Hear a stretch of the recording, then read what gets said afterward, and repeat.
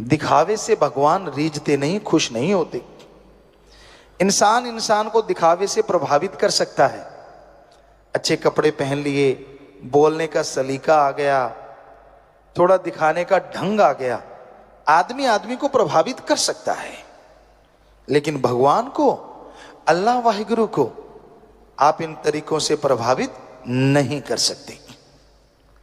उसको प्रभावित करने के लिए, ताकि वो आपको दिखने लगे, ताकि वो आपके हर अच्छे कार्य में साथ दे और बुराई से आपको रोक ले, ताकि जिंदगी में बहारें छाई रहें, ताकि कभी गम आने ही ना पाए, ऐसा अगर चाहते हो तो भक्ति तो करनी पड़ेगी।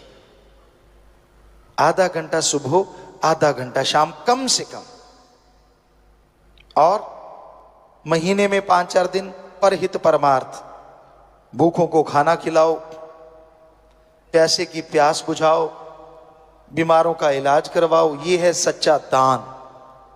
कोई गरीब है उसको विद्या दान दो, खून दान दो, मरणोपरांत बॉडी डोनेट, आंखें दान दो। ये है सच्चा दान। अगर कर सको, अगर हिम्मत है आप में, तो ये करके दिखाओ। अपने इर्द गिर्द अपने हाथों से भूखे को खाना खिलाना, या फिर संत पीर फकीर कहीं उस तरह इकट्ठे होके कोई, जैसे साध संगत ने फूड बैंक खोला है, टॉय बैंक खोला है, बुक बैंक, जैसे भी आप कर सकते हैं उसमें हिम्मत कीजिए। यकीन मानिए, मालिक की औलाद की सेवा करोगे तो इनडायरेक्टली वो मालिक की सेवा है, और बदले में वो खुशियां जरूर बख्श देते हैं। पर आज की दुनिया बड़ी सेल्फिश है, बहुत बहुत ज्यादा गर्जी है। अपना उल्लू सीधा करने के लिए वो किसी भी हद तक गिर सकते हैं। उनको कोई मतलब नहीं है भगवान से, उनको कोई मतलब नहीं है संत पीर फकीर से। उनका तो एक ही मुद्दा होता है, मेरा ग्रेड अप कैसे होगा, मैं दुनिया की निगाह में बड़ा कैसे हो जाऊं, लोग क्या कहेंगे मुझे, कैसे बड़ा बन सकता हूं। इस तरह की चीजें लोगों के दिमाग में आ जाती हैं तो अपने खुद के लिए दुखों का कारण बन जाते हैं। जमीर मर गया, कहते हैं इसका जमीर मर गया, इसकी आत्मा मर गई। जो सिर्फ और सिर्फ रोबोट बन जाते हैं, मशीन। कोई भी कार गाड़ी आप चलाते हैं, उसमें पेट्रोल डालिए तो वो चलती रहती है। पेट्रोल खत्म हुआ तो पेट्रोल पंप पे लगा दिया, फिर से पेट्रोल भरा और गाड़ी फिर चलनी शुरू हो गई। उसी तरह आज के कुछ इंसान हैं जो ठगी, बेईमानी, भ्रष्टाचार, ब्लैकमेलिंग का धंधा अपनाए हुए हैं, जिनका काम ही ये होता है कैसे किसी को नीचा दिखाया जाए, कैसे किसी का घात किया जाए। वो घात लगा के बैठे रहते हैं कि मैं इसको गिराऊं कैसे। गिरे हुए को नहीं उठाते, चलने वाले के अड़ंगी लगा के गिराना उनका काम होता है। ऐसे लोग नर पिचास नहीं तो और क्या है। क्या वो अपने आप को इंसान कहलाते हैं? इनसे तो शैतान भी अच्छे होते हैं। कम से कम जो उनके दायरे में जाता है उन्हीं पे अटैक करते हैं, लेकिन इनका तो कोई दायरा ही नहीं होता। कहीं जाके किसी को भी ब्लैकमेल, किसी को भी नीचा दिखाना उनकी आदत बन जाती है। उनको अच्छी चीजें अच्छी नहीं लगती, उनकी निगाह हमेशा गंदगी ढूंढती है, क्योंकि जो खुद होता है उसको वैसी चीज की तलाश रहती है।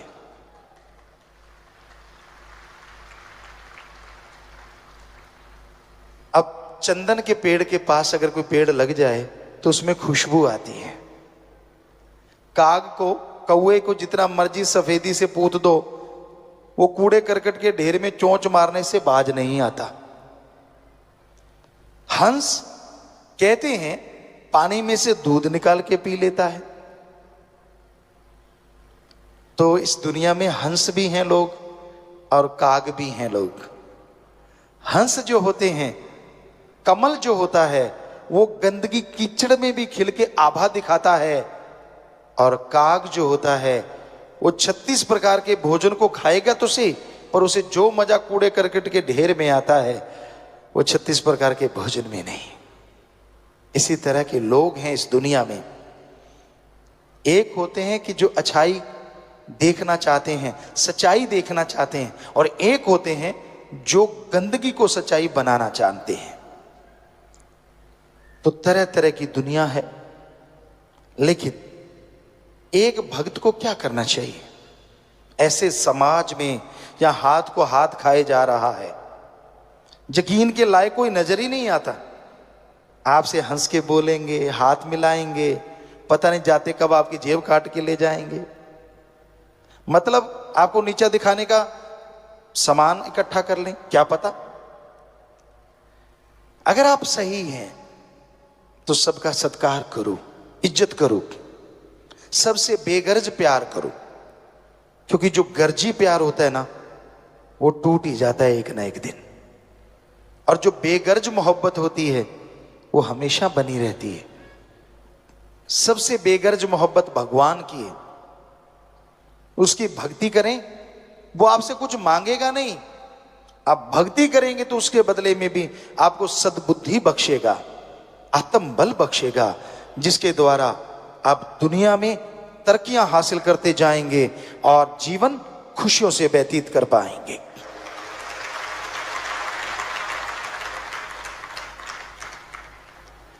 आंखों को इस काबिल बनाओ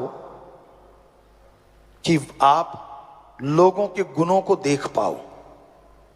बुद्धि दिमाग को इस काबिल बनाओ कि आप लोगों के गुण ग्रहण कर पाओ। आपको एक थ्योरी कई बार समझाई जो कि सच है। अगर आप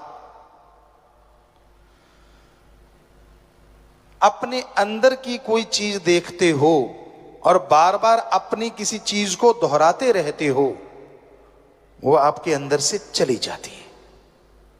दूसरों की किसी चीज को अगर बार बार गाते हो, वो आपके अंदर आ जाती है। उदाहरण के तौर पे, अगर आप अपने अंदर के गुणों को ही देखते रहते हो, मैं बड़ा गुणवान, मैं ये हूं, मैं वो हूं, धीरे धीरे वो अहंकार का रूप धारण कर लेते हैं और अवगुण हो जाते हैं। हां, अगर आप अपने अंदर के अवगुण देखते हो कि यार मेरे में ये कमी, मेरे में वो बुरी आदत, कभी अपने लिए टाइम निकाला करो। रोज 24 घंटे में 5-7 मिनट इकट्ठे बैठ के, इकल्ले बैठ के, एकांत में सोचो तेरे में क्या कमियां हैं, कौन सी बैड हैबिट है आप में, और फिर भक्ति से उसे बार बार देख के दूर करने की कोशिश करोगे।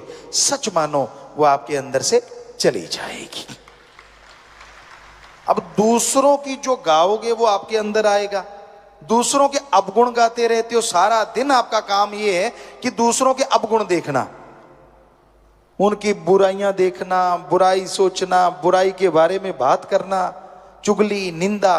तो यकीन मानो वो सारी बुराइयां आप में धीरे धीरे आनी शुरू हो जाएंगी। तो दूसरों में देखो गुण, यार उसमें ये गुण है, उसमें वो गुण है, फला आदमी इतना गुणवान है, उसकी ये आदत मुझे अच्छी लगी। उसको बार बार दोहराओगे तो वो गुण, वो अच्छी आदतें आप में आती जाएंगी, आप गुणवान बनते जाओगे और दोनों जहान में इज्जत पाओगे, खुशियां पाओगे।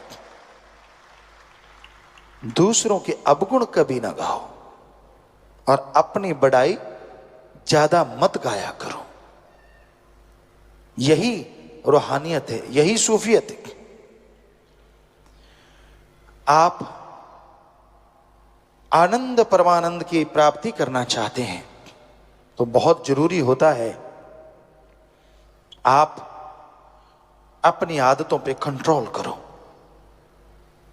क्या ये इतना आसान है? हैबिट चेंज करना, आदतें बदलना बहुत बहुत मुश्किल होता है। मना रे तेरी आदत ने कोई बदलेगा हरिजन सूर, चोर जुआरी क्या बदलेगा ये तो माया का मजदूर। मना रे तेरी आदत ने कोई बदलेगा हरि जन सूर। चोर, जुआरी, बुरे कर्म करने वाले अपनी आदतों को बदल नहीं सकते। जो हर समय नेगेटिव नेगेटिव नेगेटिव ढूंढते रहते हैं, वो अपनी नेगेटिव थिंग को कभी बदल नहीं सकते, नेगेटिव या बैड हैबिट को चेंज नहीं कर सकते। हां, हरि भगवान या फिर हरि जन, उसका कोई आदमी जो उसकी भक्ति करता है, शूरवीर योद्धा, वो अपनी आदतों को बदल सकते हैं। एक कहावत है, पशुओं को रस्सा चबाने की आदत पड़ जाए, उसके आगे जितने मर्जी पकवान रख दो, वो रस्सा ही चबाएगा।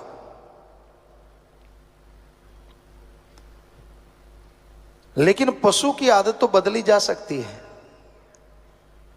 उसके मुंह पे एक छिकली या चिकला बना के चढ़ा देते हैं, रस्सियों से जमींदार जानते हैं, तो वो रस्सा नहीं चबाएगा क्योंकि मुंह बंद हो गया। पर आदमी का मुंह बंद करे तो करे कौन? आदमी को पकड़ के गिरने से रोका जा सकता है, लेकिन ये 2.5-3 इंच की जो जुबान है ना, इसको बोलने से कोई रोके तो रोके कैसे? मर्जी का मालिक है, जो मर्जी कहे, जो मर्जी बोले, हर है भी सच। लेकिन जो कड़वा बोलते हैं, जो गलत बोलते हैं, वो समाज में इज्जत नहीं हासिल करते, तो भगवान की दरगाह में कहां से करेंगे? आदमी का जो चेहरा होता है वो साइन बोर्ड होता है। Sign board. आप किसी दुकान में जाएंगे, क्यों जाते हैं? क्योंकि साइन बोर्ड लगा हुआ होता है, उस पर लिखा होता है यहां बीज मिलेंगे, ये मिठाई की दुकान है, ये रेस्टोरेंट है, तो साइन बोर्ड पे लिखा होता है। ऐसे आदमी का जो माथा होता है ना, वो साइन बोर्ड होता है। संत पीर फकीर को भगवान ऐसी निगाह देते हैं कि वो देखते हैं तो उन्हें पता चल जाता है ये कितना झूठ बोल रहा है, कितना सच कह रहा है। पर वो कहते कुछ नहीं, क्योंकि फकीरों का काम ही पर्दा रखना होता है, उठाना नहीं। पर उनको पता चलता है यार ये तो गप फेंक रहा है। बीच में वो कहते वाह अच्छा बेटा, वाह भाई वाह, वाह भाई वाह, और वो चौड़ा हो जाता, क्यों सरका दिया यहां भी। ऐसे भी लोग होते हैं। कई ऐसे होते हैं कि झूठ बोल ही नहीं पाते। ऐसे भी देखे हैं हमने, झूठ बोलने लगेंगे उनकी टांगे कांपने लगती, उनकी जुबान साथ छोड़ जाती है, वो बोल ही नहीं पाते। झूठ बोल के भी फिर सच कह देंगे, यार मेरे से बोला गया, बात ही खत्म। पर ऐसे कोई कोई होते हैं। आजकल तो एक्सपर्ट हैं, सारे हीरो हैं। आप एक हीरो को देखते हैं, हम करोड़ों को देखते हैं। बात बात पे बदल जाते हैं। एक फकीर के सामने जब आप झूठ बोलते हैं तो अपने आप को धोखा देने के अलावा किसी और को नहीं देते। सच बोल देंगे, फकीर का कोई वचन निकला, आपने पकड़ लिया तो आपका भला हो गया। झूठ बोल दिया, आपने ये दिखा दिया कि नहीं मैं स्मार्ट हूं, मैं सही हूं, फकीर कुछ नहीं कहते। लेकिन जो लाभ आपको मिलना चाहिए था फकीर से, वो कभी नहीं मिलता। फकीर ये नहीं कहते कि वो किसी को बद्दुआ देते हैं, वो तो दुआएं देते हैं, वो तो भला चाहते हैं। पर आदमी नहीं करवाना चाहते, मर्जी का मालिक है हर कोई। तो इस घोर कलयुग में मालिक का नाम एक ऐसा साधन है, आदमी को अकेला नहीं छोड़ता। आप अकेले हैं पर प्रभु का नाम आपके पास है, कितनी भी दिक्कत आ जाए, कैसी भी परेशानी आ जाए, हम आपको गारंटी देते हैं, आंखें बंद करो चाहे खुली रखो, राम का नाम गाओ, आपकी परेशानी यूं यूं उड़ती चली जाएगी। अगर आप जाप करें ही ना तो क्या किया जाए, वो तो फिर आपकी मर्जी है। जाप करो, थोड़ा थोड़ा करते रहो, गाते रहो, उसको एंजॉय करते रहो। क्योंकि और चीज गाने से कुछ मिले ना मिले, लेकिन राम नाम गाने से ना मिले, ये हम आपको गारंटी देते, मिलेगा ही मिलेगा, 100% मिलेगा। बहुत से लोग कहते हैं कि हम नशा नहीं करते, परिवार वाले सुख सुविधा से रह रहे हैं, रहने को खाने को अच्छा घर परिवार बच्चे हैं, तो हम क्यों गुरु मंत्र लें? आखिर ऐसा क्या है? गुरु मंत्र को नाम कहें या कलमा, मेथड ऑफ मेडिटेशन कहें, बात एक ही है। तो मालिक का नाम सुखों की खान है। जब आपका विल पावर, आत्मबल कम हो जाता है, उस समय दुनिया में हर सोच इंसान की घटिया हो जाती है, नेगेटिव हो जाती है। और आत्मबल आने से हर सोच पॉजिटिव होती है, आत्मबल बढ़ता है और पॉजिटिविटी से सफलता आपके कदम चूमने लगती है। हर अच्छे क्षेत्र में सफलता हासिल करने के लिए आत्मबल जरूरी है। पर आत्मबल का कोई tonic allopathy, homeopathy, Ayurveda, naturopathy किसी में उपलब्ध नहीं है। आत्मबल, विल पावर आप सबके अंदर मौजूद है। उस आत्मबल को हासिल करने के लिए, ग्रहण करने के लिए आप अपने अंदर झांकें, अंदर जाएं। पर इंसान अपने अंदर कैसे जा सकता है? कौन सा तरीका है जिससे आप अंदर जा सकें? क्योंकि वो तो धुन, वो अनहद नाद अंदर है जिससे आत्मबल बढ़ता है। तो पहला स्टेप, आप सत्संग में आए, संत पीर फकीर वहां आपको समझाएंगे, समझें। दूसरा स्टेप, आप मेथड ऑफ मेडिटेशन, गुरु मंत्र, कलमा नाम लें। और तीसरा, आप उस नाम का अभ्यास करें। आत्मबल बढ़ाने के लिए गुरु मंत्र तो मिल गया, अगर उसका जाप आप नहीं करते तो आत्मबल बढ़ेगा कैसे? जिस तरह आपके सामने घी, दूध, मक्खन, बादाम सब कुछ रखा हुआ है, सिर्फ माथा टेकने से, सिर्फ उनको सजदा करने से उनकी पावर आपकी बॉडी के अंदर नहीं आती, स्वाद आपको नहीं मिलता। अगर आप उन बादाम को, उस घी, दूध, मक्खन को, उन मिठाई को खाओगे, स्वाद भी आएगा और ताकत भी आएगी। उसी तरह गुरु मंत्र है। फकीर, संत उस गुरु मंत्र को दे देते हैं। अब आप उसका अभ्यास करें, जाप करें, स्वाद भी आएगा और पावर भी आएगी। और वो एक ऐसा अलौकिक स्वाद है, ऐसा अलौकिक आनंद है जो आपको काम, वासना, क्रोध, लोभ, मोह, अहंकार, मन, माया, तमाम बुराइयों से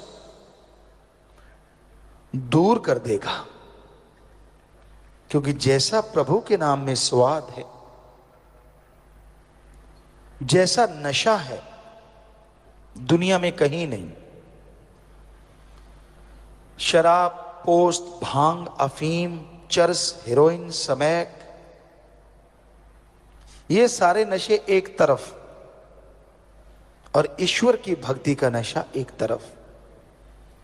अगर दोनों की आपस में तुलना करें तो ईश्वर की भक्ति का नशा करोड़ों गुना बढ़ के नशा देने वाला है। फर्क क्या है दोनों में? आप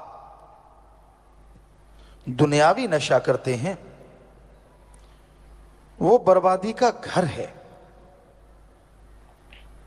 शरीर खत्म होता है, दिमागी तौर पे आप खत्म होते हैं, समाज में आप पे लानतें पड़ती हैं और आप दुखी परेशान रहते हैं। मां बाप, बच्चे, परिवार सब दुखी हो जाते हैं। ज्यों ज्यों नशा करते जाएंगे आप दुनियावी, त्यों त्यों अपना खात्मा आप खुद करते जाएंगे। पर ईश्वर के नाम का नशा, राम नाम का नशा, जो आप घर बैठे बिठाए कर सकते हैं, घर गृहस्थ में रहते कर सकते हैं, जैसे जैसे जाप करते जाएंगे, जैसे जैसे वो नशा करते जाएंगे, आपका शरीर तंदुरुस्त, दिलो दिमाग स्वस्थ से स्वस्थ होता चला जाएगा। घर परिवार में खुशियां, रौनक आनी शुरू हो जाएगी और समाज में लोग आपकी इज्जत करेंगे।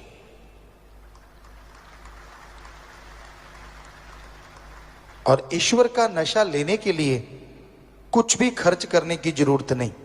ना पैसा चढ़ाओ, ना कपड़ा लत्ता बदलो, ना जमीन जायदाद, ना नोट बोट का चक्कर। आप जुबान से ईश्वर की भक्ति करें और हाथों पैरों से कर्म जोगी बने। अच्छे कर्म करो, चाहे वो शारीरिक मेहनत हो चाहे दिमागी मेहनत। अगर अच्छे कर्म करते जाओगे, साथ में प्रभु का नाम लेते रहोगे, तो जिंदगी की मुश्किलें आसान होती जाएंगी। आपके रास्ते में जो भी कांटे आते हैं वो फूल बन जाएंगे। आपके दिलो दिमाग में जो भी नेगेटिविटी है, भक्ति से, इबादत से वो पॉजिटिव रेज आने शुरू हो जाएंगी। कई बार आदमी अपनी आदतों से मजबूर होता है। कई किस्म के लोग हैं इस दुनिया में, पर ज्यादातर लोग जो दिखते हैं वो होते नहीं। ये हमने 5-7 करोड़ लोगों को देखा, उनसे मिले, ज्यादातर का ये हाल होता है। जो बोलते हैं वो होते नहीं और जो होते हैं वो बोलते नहीं। सारे एक जैसे नहीं होते। अच्छे लोग भी हैं, भले लोग भी हैं, जो नेकी भलाई करते हैं और नेकी भलाई को दुनिया तक लेके जाते हैं। पर कुछ ऐसे गिरी सोच के लोग होते हैं जो अच्छाई में त्रेड़ ढूंढते हैं।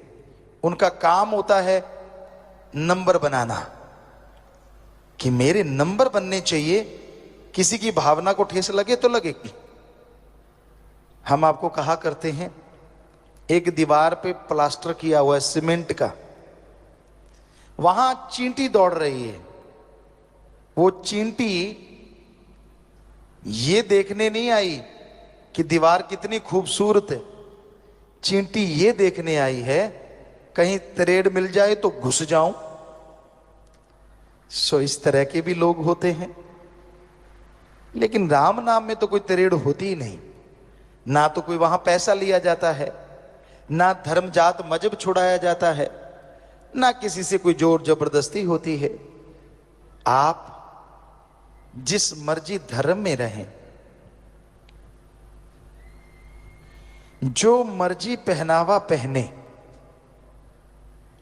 आप धर्म मजहब में रहते हुए ईश्वर की भक्ति कर सकते हैं। आप धर्म मजहब में रहते हुए जो मर्जी पहनावा पहने, जिस मर्जी धर्म को माने, भगवान को इन चीजों से कोई लेना देना नहीं। भगवान को लेना देना है कि आप अपनी आत्मा के लिए कितनी भक्ति करते हैं, उस मालिक को याद करते हैं और कितनी परहित परमार्थ सेवा करते हैं।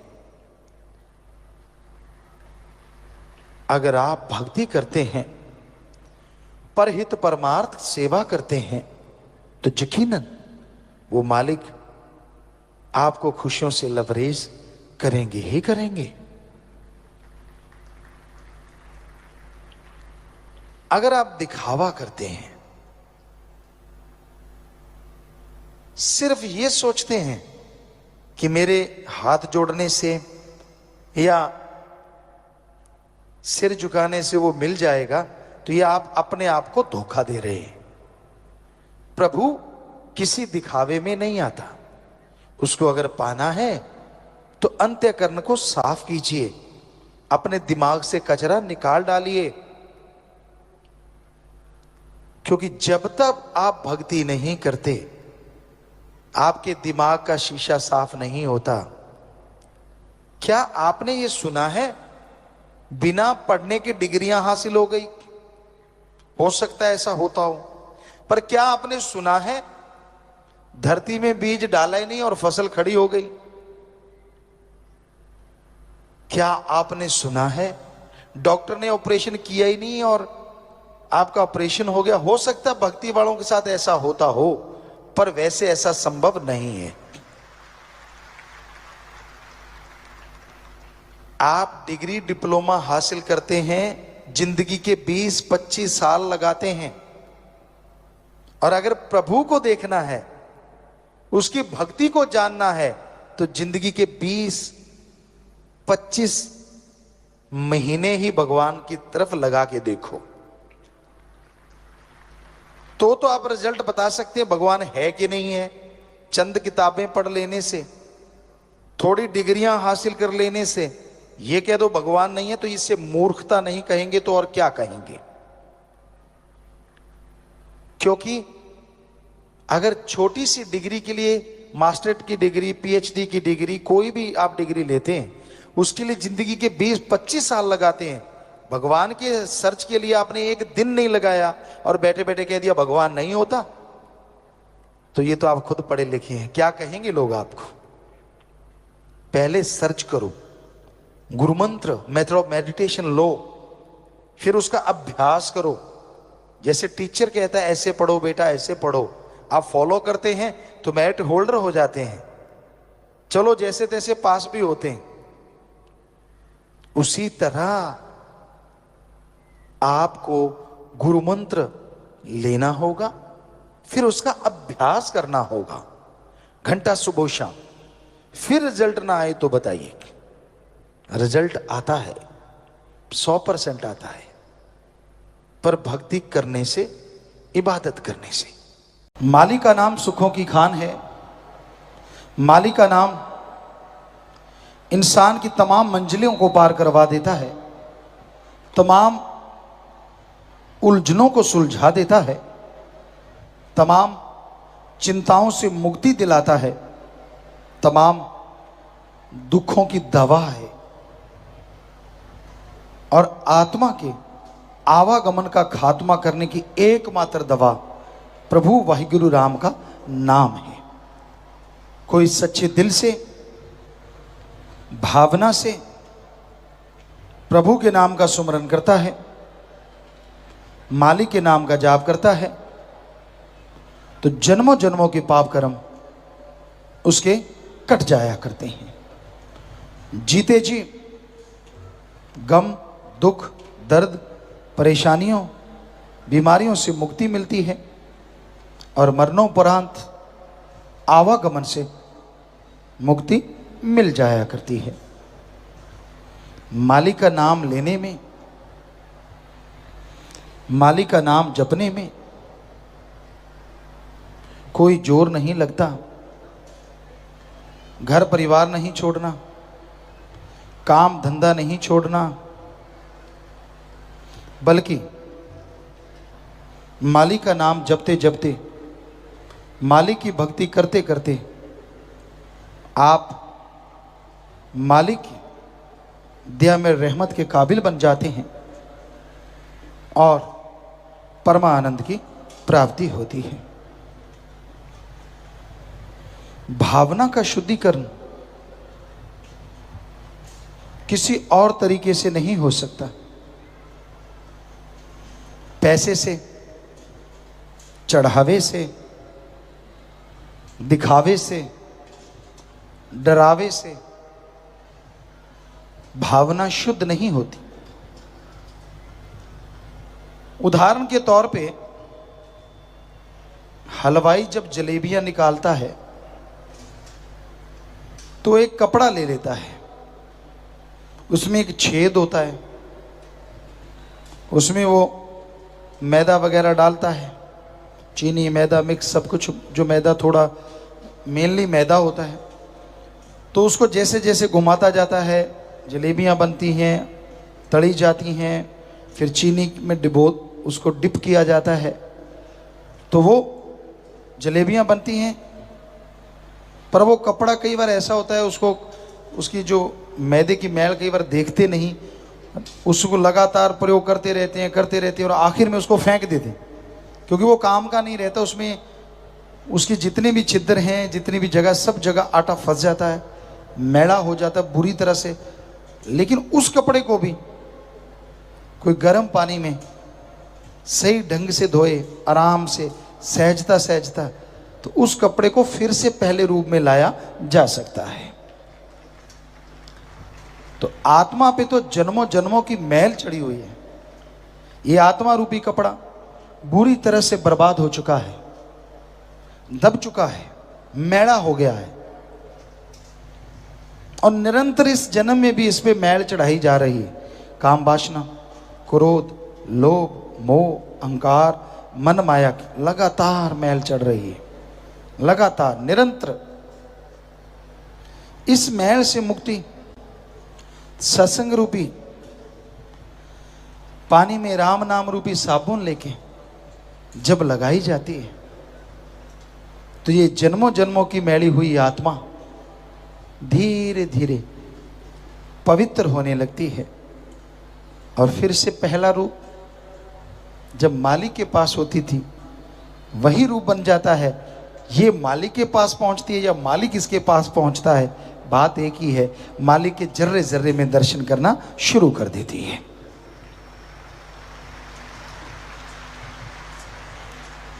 तो आप राम नाम का साबुन लें, सत्संग में से ज्ञान लें, वो ज्ञान रूपी पानी से राम नाम के साबुन धीरे धीरे मड़मड़ के जीभा से, ख्यालों से लगातार आत्मा को धोते रहो। नई मैल ना चढ़ाओ।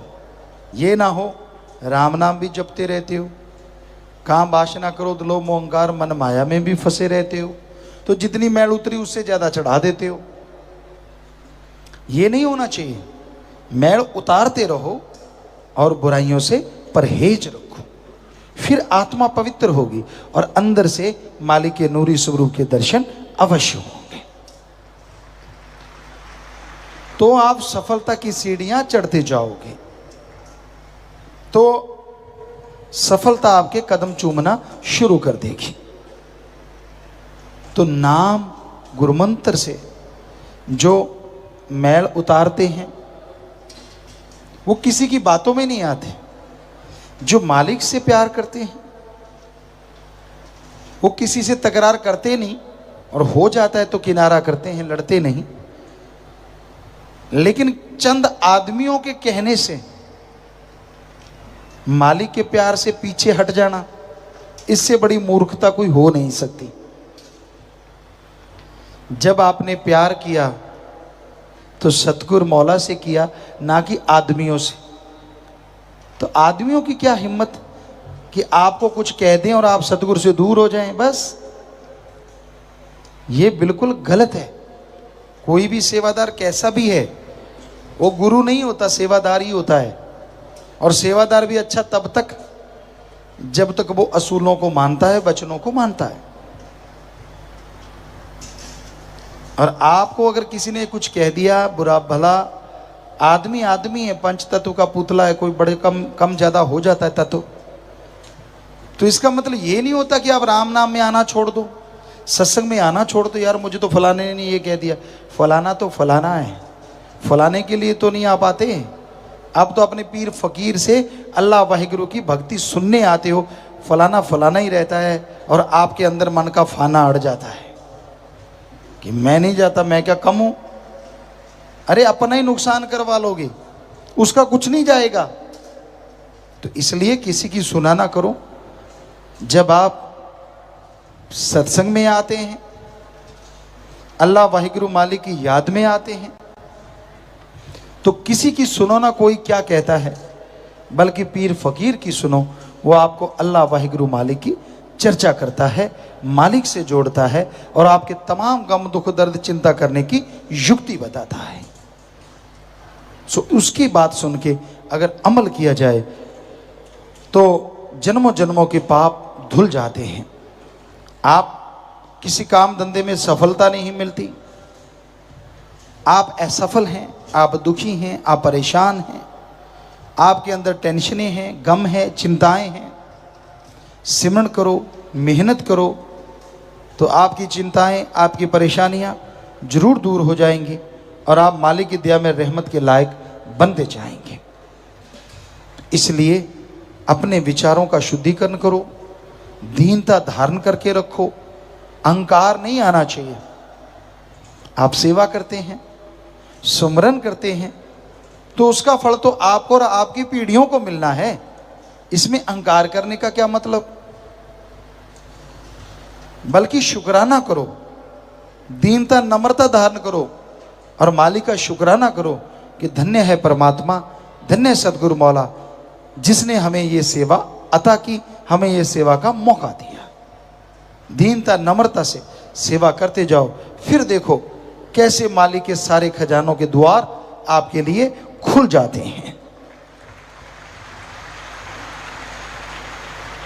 तो अहंकार को मार है, आज नहीं तो दिन चार पड़ेगी जरूर मार। इसलिए बहुत जरूरी है अहंकार से पल्ला झाड़ के रखो, दीनता नम्रता को पकड़ के रखो, सेवा सुन में मन लगाओ। जो कर्तव्य जो कार्य आपको दिया जाता है उसके प्रति 100% वफादारी से निभाओ, आलस्य ना करो, तभी मालिक की बरकतें मिलेंगी, तभी मालिक की खुशियों से आप लवरेज होंगे। भगवान की भक्ति में वो शक्ति है, अगर कोई सच्चे दिल से करे, सच्ची भावना से करे, तो उसे वो आनंद, वो लज्जत मिलती है जो लिख बोल के वर्णन नहीं की जा सकती। आप किसी टेंशन से गिर जाते हैं, आपके सामने कोई मुसीबत पहाड़ बन के खड़ी हो जाती है, आप किसी तकलीफ में आ जाते हैं, तो टेंशन मत लीजिए। ईश्वर के नाम का जाप करते रहिए, भगवान की भक्ति करते रहिए, वो आपको रास्ता जरूर दिखा देंगे और आप उस परेशानी से आजाद हो जाएंगे। भगवान कोई जादू टोना मंत्र तंत्र नहीं करते।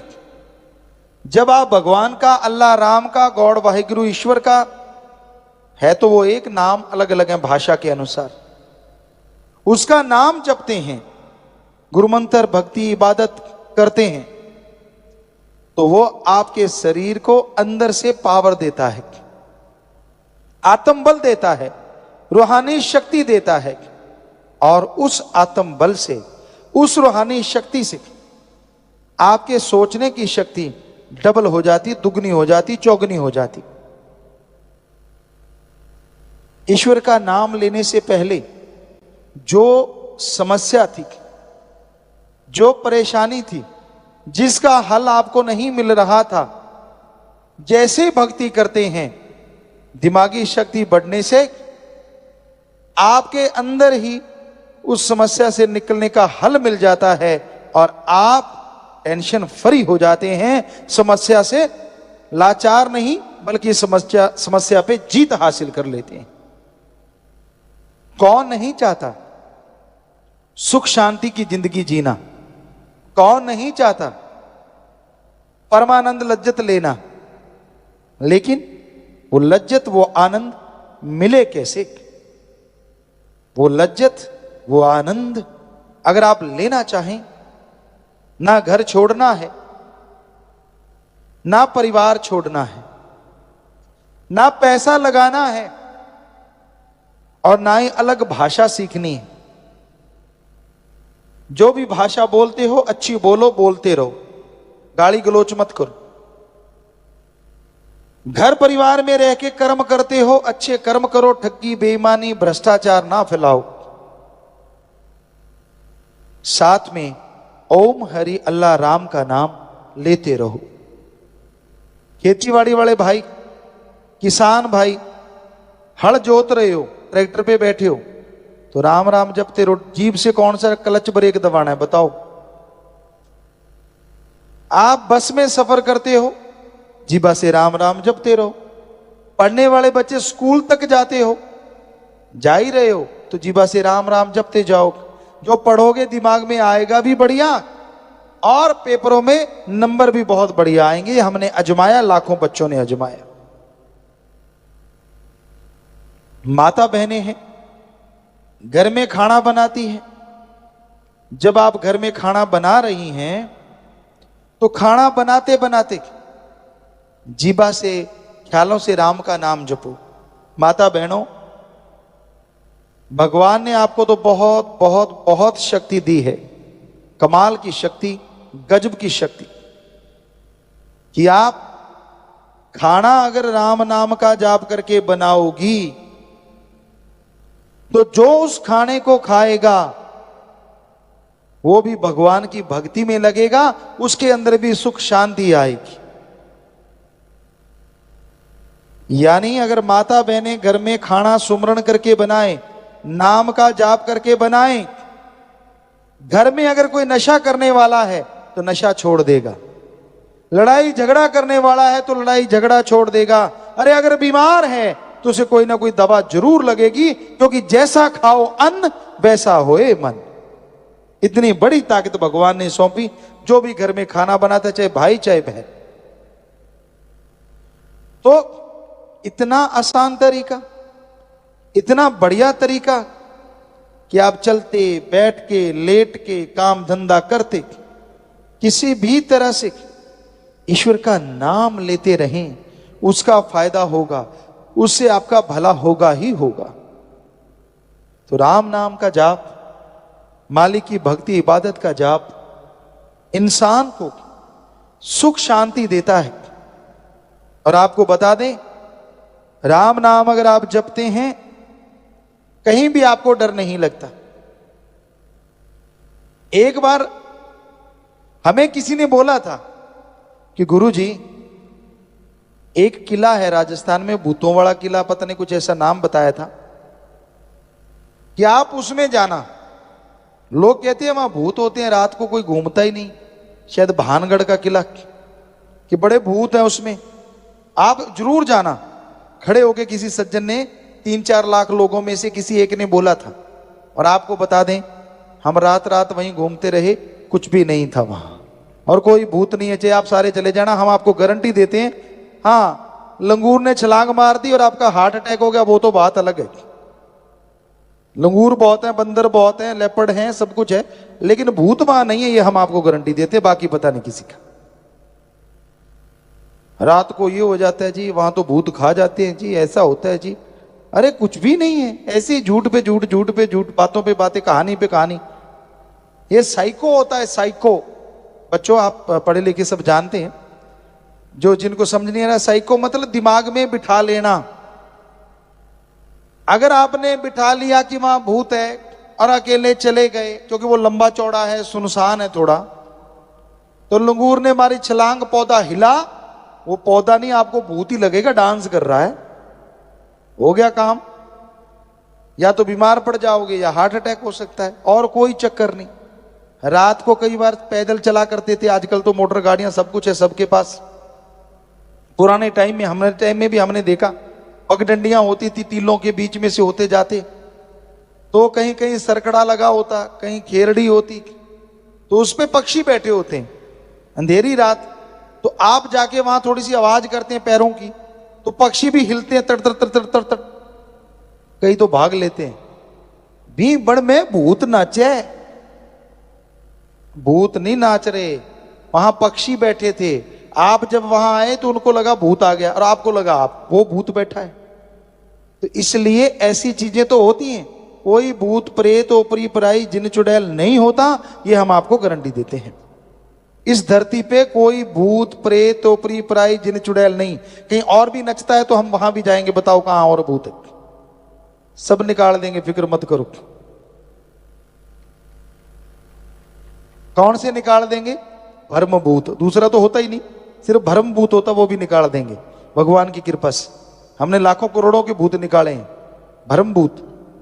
तो कहने का मतलब, और सोचो आप, भूत प्रेत ने आना ही है तो गरीबों के अंदर क्यों आता है? अगर भूत ने आना है, उसको अकल नहीं क्या भूत को?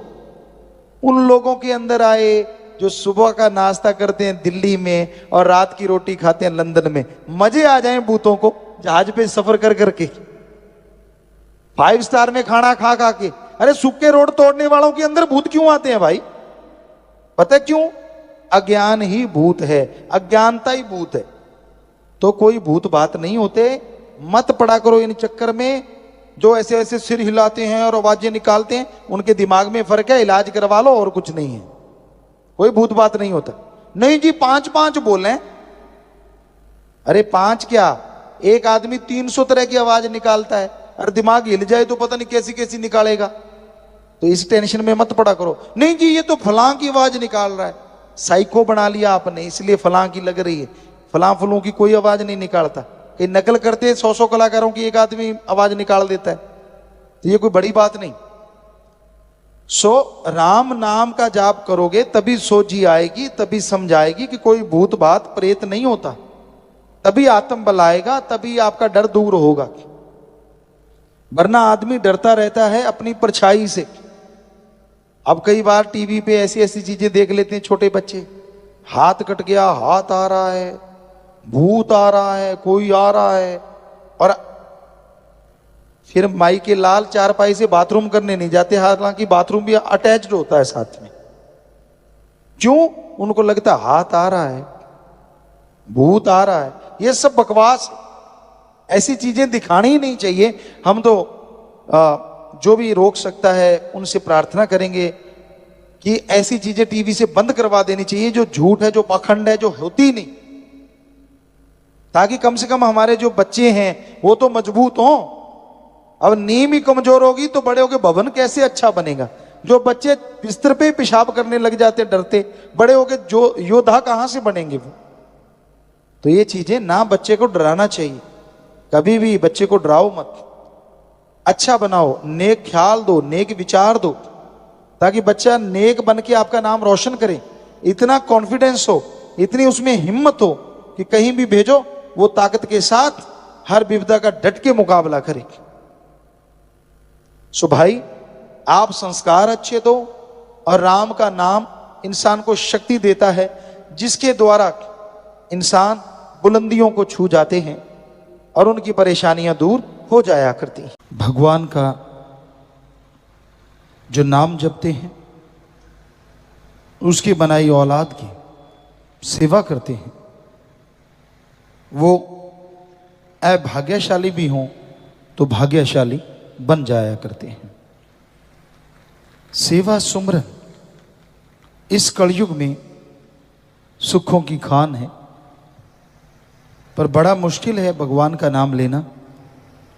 झूठी बातें, चुगली निंदा, लोग कर लेते हैं, पर परमात्मा का नाम जपना हो, ओम हरि ईश्वर की याद करनी हो, उसके लिए इंसान के पास फुर्सत नहीं होती। तो भाई, अगर आप मालिक की भक्ति इबादत करेंगे तभी जन्मों जन्मों के पाप कर्म कट सकते हैं, अन्यथा जन्मों जन्मों के पाप कर्मों की वजह से आदमी दुखी होता है, परेशान होता है और अपने कर्मों की सजा भोगता रहता है। तो ईश्वर का नाम जपो, दीन दुखियों की मदद करो, भगवान जी आपकी मदद जरूर करेंगे, उनकी कृपा आप पे जरूर होगी। सुमरन में मन नहीं लगता, आप टेंशन ना लें, चलते काम धंधा करते सुमरन कीजिए। मन लगता नहीं लगता उससे कुछ लेना देना नहीं। जो भी आप सुमरन करेंगे, जितनी भी भक्ति करेंगे, उसका फल आपको लाजमी मिलेगा। किया गया सुमरन जीभा से, ख्यालों से, जो भी मालिक का नाम आप ले लेते हैं, वो मालिक का नाम खाली नहीं जाता। किया गया सुमरन, की गई भक्ति हमेशा इंसान को उसके जन्मों जन्मों के पाप कर्मों से निजात दिला देती है, मुक्ति दिला देती है। इसलिए भाई, ईश्वर के नाम पे कोई मोल तो नहीं लगता, कोई पैसा नहीं देना पड़ता, पर चलते बैठ के लेट के काम धंधा करते हुए लगातार आप सुमरण करें, लगातार अगर आप भक्ति करें तो तमाम दुख दर्द मुश्किलें दूर होंगी। ईश्वर की वो कृपा होगी जिसकी कल्पना नहीं की जा सकती। तो सोचो ना, जो आपसे बुरा कर्म हो गया सो हो गया, लेकिन जो उम्र बची है उसका फायदा उठाओ। पिछले जन्मों के पाप कर्म, इस जन्म में किए गए पाप कर्म भक्ति से ही कटते हैं, और कोई तरीका नहीं, और कोई बात नहीं जिससे पिछले जन्मों के पाप कर्म कट सके। एकमात्र उपाय, एकमात्र इलाज मालिक का नाम है। सेवा करो, सेवा का फल नगदो नगद मिलता है, पर भावना से, श्रद्धा से। मजबूरी में किया गया कोई भी काम कभी सुख नहीं देता। चलो यार कर लेते हैं, करना ही पड़ेगा, तो ये गलत है। आपके अंदर भावना है, श्रद्धा है, तो आप तन मन धन से दीन दुखियों की मदद करो, और यकीन मानो बहुत जल्दी रिजल्ट मिलेगा, बहुत जल्दी उसका फल मिलेगा। एक कहावत है कि बकरी दूध देती है, देती मेंगनी घोल के। बकरी अगर दूध दे अच्छी बात, उसमें अगर मेंगनी घोल दे तो कौन पिएगा। उसी तरह अगर आपकी भावना शुद्ध नहीं है, मजबूरी वश आप कोई कार्य करते रहते हैं, तो उसका सुख आपको नहीं मिलता, उसका फल नहीं मिलता। सच्ची भावना से, श्रद्धा से अगर आप प्रभु का नाम जपते हैं, मालिक की भक्ति करते हैं, उसकी बनाई औलाद की सेवा करते हैं, तो यकीनन आपको फल भी मिलेगा और आपको आत्मिक शांति महसूस होगी। तो इसलिए भाई, भावना से, श्रद्धा से प्रभु का नाम जपो, उसकी बनाई औलाद का भला करो, मालिक आपका भला जरूर करेंगे।